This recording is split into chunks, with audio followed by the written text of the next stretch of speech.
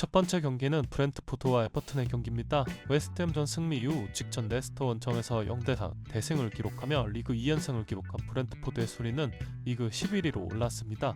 이번 시즌 브렌트포드는 개막 이후 리그 기준으로 홈에서 8경기 7승 1무 0패를 기록하며 엄청난 승리를 보여주었는데요. 홈 무패 기록은 지난 17라운드 노팅엄에게 0대2 패배를 기록하며 끊기게 되었는데, 당시 제가 분석에서 브렌트포드의 비정상적인 홈 무패 행진이 끊길 것이라고 하면서 노팅엄의 역배당 승리를 추천드렸던 것이 기억이 납니다. 하지만 지난 12월 노팅엄에게 패배한 이후 브렌트포드는 홈에서 6경기째 승리를 기록하지 못하고 있는데요. 최근 홈 6경기에서 0승 5패를 기록하고 있는 모습입니다. 과연 오늘 에버튼을 상대로 홈경기 우승 행진을 끊을 수 있을지가 관건입니다. 0대4 대승을 기록한 직전 레스터전에서 담스고르의 활약이 빛났었는데요. 기존보다 좀 더 높은 위치인 소위 얘기하는 넘버 10 포지션에서 아주 좋은 활약을 보여줬습니다. 이날 2개의 어시스트를 기록한 담스고르인데, 박스 안 밀집된 레스터의 수비를 아웃사이드 칩샷 패스 한 번으로 무력화시키며 요한의 미사의 득점을 어시스트한 장면은 최근 담스고르의 좋은 폼을 확인할 수 있는 장면이었습니다.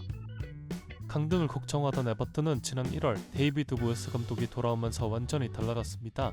모예스 감독 부임 이후 에버튼은 고시전 4승 2무 2패를 기록 중이며, 부임 당시 강등권과 승점 1점 차이로 위태했던 에버튼은 현재 강등권인 18위 입스위치와 승점 격차를 무려 14점 차이로 벌리며 이제는 강등을 걱정하지 않을 수 있는 상황으로 바꿔놓았습니다.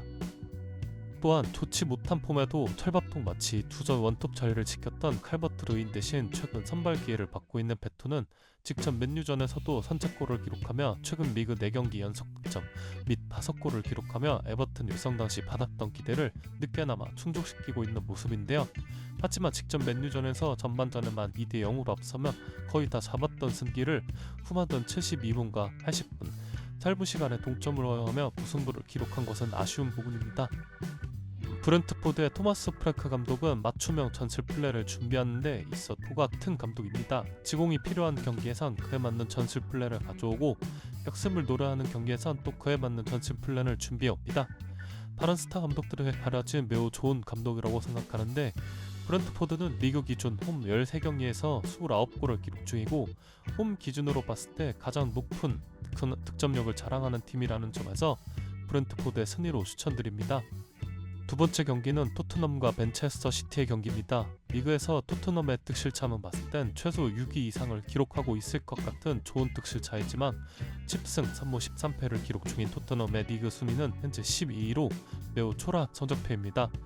최근 FA컵과 카라바오컵에서 모두 탈락하게 되었지만 리그에서는 3연승을 기록하면서 좋은 흐름인데요. 토트넘이 홈에서 맨시티를 상대로 웃었던 적이 많은데 과연 오늘도 웃을 수 있을까요? 직전 입스위치 원정에서 1대4 대승을 기록한 토트넘은 경기 초반부터 브레넌 도스의 멀티골이 나오며 빠르게 승기를 잡나 싶었지만 허친슨의 추격골이 나왔고, 후반전 막바지로 흘러갈 때까지 접전의 경기 양상이었지만 77분 스펜스의 추가골과 84분 콜루세우스키의 3개골로 대승을 기록할 수 있었습니다. 또한 손흥민은 이날 브레넌 존슨의 2골을 모두 어시스트하며 2개의 도움을 기록하기도 했었죠.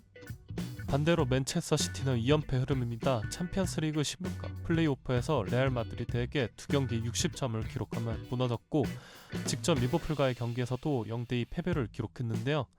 우드리가 시즌 초반 큰 부상을 당하면서 힘든 시즌을 보내고 있는 시티는 지난 레알 마드리드전에서 아칸지와 스톤스까지 부상으로 이르며 패배 근심은 더욱 깊어져 가는 상황입니다.